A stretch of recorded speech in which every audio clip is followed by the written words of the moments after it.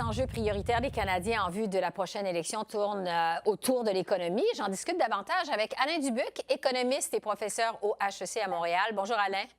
Bonjour. D'abord, une question toute simple. Est-ce que ça vous surprend, vous, que les priorités des Canadiens tournent encore autour de l'économie pour cette prochaine campagne électorale? Ça m'étonne énormément, Mhm. en ce sens que d'habitude, on pense au chômage, on pense à ces choses-là quand on a peur de perdre sa job, qu'on voit les ravages du ralentissement économique autour de nous, mais on est dans une période, il n'y a jamais eu autant de création d'emplois depuis très longtemps, ça se compte par centaines de milliers. Le taux de chômage est le plus bas depuis qu'on tient ce genre de statistiques-là, depuis 1976, à 5,7-5,8 % au Canada. La croissance est bonne, la performance du Canada est bonne, donc il y a quand même une espèce de disconnect entre la vie économique que les gens peuvent bien voir et c'est l'inquiétude qu'ils Oui. expriment dans ce sondage-là. Parce que, en plus, le gouvernement Trudeau n'a jamais une occasion de nous rappeler justement la bonne performance économique au Canada, la bonne performance en matière de création d'emplois. Vous venez d'en parler, de la productivité, de la réduction de la pauvreté, notamment chez les enfants, comme on l'a vu d'ailleurs au mois de février dernier. Les taux d'intérêt restent bas et malgré ça, l'économie semble rester une priorité pour les Canadiens. Comment on peut expliquer ça? Est-ce que c'est parce que les messages passent pas? Quelle interprétation on peut faire de ça? Je pense que c'est pas à cause des messages, mais parce qu'on l'a vu dans les 3 dernières grosses campagnes électorales provinciales que le Canada a connues, en Ontario, en Colombie-Britannique, au Québec, le fait que l'économie aille bien ne favorise pas le gouvernement sortant.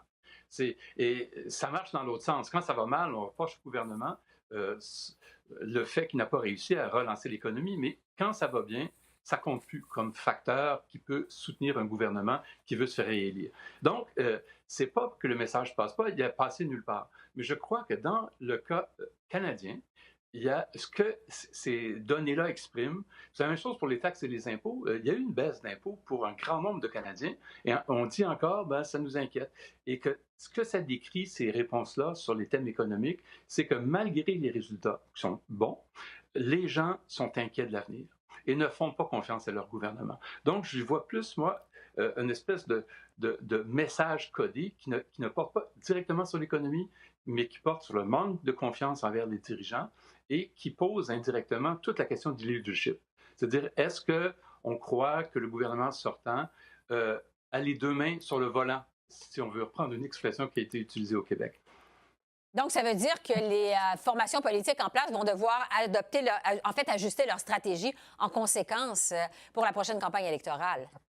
Oui, et parce que le gouvernement libéral n'a pas réussi à vendre son succès économique, mais il n'est pas le seul à avoir eu cet échec-là. Mais d'un autre côté, comme l'économie va assez bien, ce n'est pas un thème extrêmement porteur pour un parti d'opposition. Le président Trump aux États-Unis, en campagne électorale présidentielle, décrivait la catastrophe économique que vivaient les Américains et ça a eu un certain succès.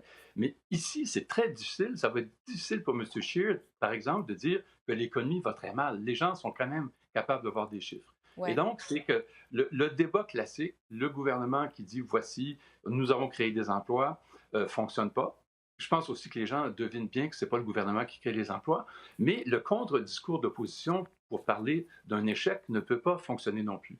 C'est que ça limite beaucoup le potentiel du débat économique dans la prochaine campagne électorale. Vous nous parliez du président Trump il y a un instant. Je veux justement parler avec vous du libre-échange parce qu'il y a des probabilités que l'accord États-Unis, Mexique-Canada ne soit pas ratifié d'ici à la prochaine élection générale ici au Canada au mois d'octobre. Est-ce que ça pourrait poser problème pour le gouvernement Trudeau?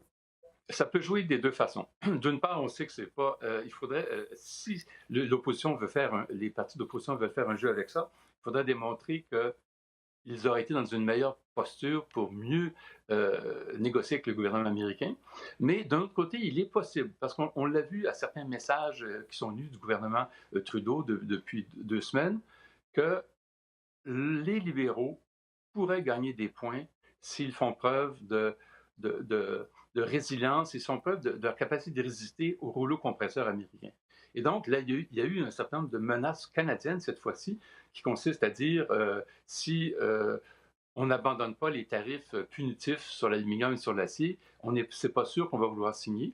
Et donc là, il y a un élément nouveau où le Canada fait preuve d'une espèce d'indépendance par rapport aux États-Unis, ça pourrait aussi jouer de façon positive pour des libéraux. Donc ça peut jouer des deux côtés. Il faudra voir si les libéraux tablent là-dessus, justement, si ça nuit aux partis d'opposition au cours de la prochaine campagne électorale. Alain Dubuc, merci pour vos lumières. Merci.